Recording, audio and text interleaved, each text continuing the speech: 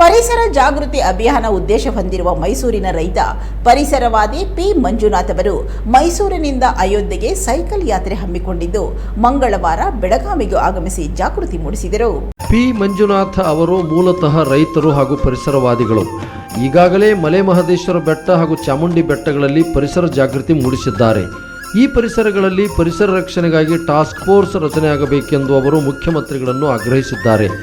ಮೈಸೂರಿನಿಂದ ಅಯೋಧ್ಯೆಗೆ ಪರಿಸರ ರಕ್ಷಣೆಗಾಗಿ ಸೈಕಲ್ ಯಾತ್ರೆ ಹಮ್ಮಿಕೊಂಡಿರುವ ಅವರು KR ಪೇಟೆ, ಬಾಣಾವರ, ಶಿವಮೊಗ್ಗ, ಹಾವೇರಿ ಹಾಗೂ ಸೌದತ್ತಿ ಕ್ಷೇತ್ರಕ್ಕೆ ಹೋಗಿ ಯಲ್ಲಮ್ಮ ದೇವಿಯ ದರ್ಶನವನ್ನು ಪಡೆದುಕೊಂಡು ನಂತರ ಐತಿಹಾಸಿಕ ಚೆನ್ನಮ್ಮನ ಕಿತ್ತೂರಿಗೆ ಬಂದು ಮಂಗಳವಾರ ಬೆಳಗಾವಿಗೆ ಸೈಕಲ್ ಜಾಥಾ ಮೂಲಕ ಬಂದು ನಗರದಲ್ಲಿ ಪರಿಸರ ಜಾಗೃತಿ ಮೂಡಿಸಿ ತದನಂತರ ಮಾಧ್ಯಮಗಳೊಂದಿಗೆ ಮಾತನಾಡಿದ ಅವರು ಈಗಾಗಲೇ 600 ಕಿಲೋಮೀಟರ್ ಕ್ರಮಿಸಿದ್ದು ಮುಂದೆ ಮಹಾರಾಷ್ಟ್ರ, ಮಧ್ಯಪ್ರದೇಶದ ಮೂಲಕ ಶತಮಾನದ ಮಹಾಕುಂಭಮೇಳದಲ್ಲಿ ಪಾಲ್ಗೊಂಡು ಅಯೋಧ್ಯೆಯಲ್ಲಿ ಪರಿಸರ ಜಾಗೃತಿಯ ನನ್ನ ಗುರಿ ತಲುಪುತ್ತೇನೆ. ಸಮುದ್ರ, ನದಿ ಹಾಗೂ ಎಲ್ಲ ನೀರಿನ ಮೂಲಗಳ ದಂಡೆಗಳಲ್ಲಿ ಹಾಗೂ ನಗರದ ಮುಂದೆ ಹಿಂದೆ ಪ್ಲಾಸ್ಟಿಕ್ ಹಾಗೂ ಕಸ ಹಾಕಿ ಪರಿಸರ ನಾಶ ಮಾಡುತ್ತಿದ್ದು ಇದರಿಂದ ಆರೋಗ್ಯಕ್ಕೆ ಹಾನಿ ಉಂಟಾಗುತ್ತದೆ. ಆದ್ದರಿಂದ ಸಾರ್ವಜನಿಕರು ಎಚ್ಚೆತ್ತುಕೊಂಡು ಪರಿಸರವನ್ನು ಕಾಪಾಡಬೇಕು.